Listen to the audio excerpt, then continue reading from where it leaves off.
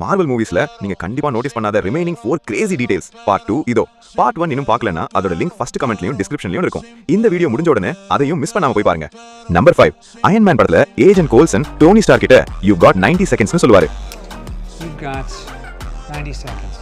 நீங்க stop watch வச்சு check பண்ணா எக்ஸாக்ட்டா 90 செகண்ட்ஸ் முடிஞ்ச உடனே சீன் மாதிரி பிரஸ் கான்ஃபரன்ஸ் ஸ்டார்ட் ஆயிடும். ஸ்கிரீன்ல சொன்ன டைமிங்க ஸ்கிரீன்லயே பெர்ஃபெக்ட்டா ஃபாலோ பண்ணிருக்காங்க.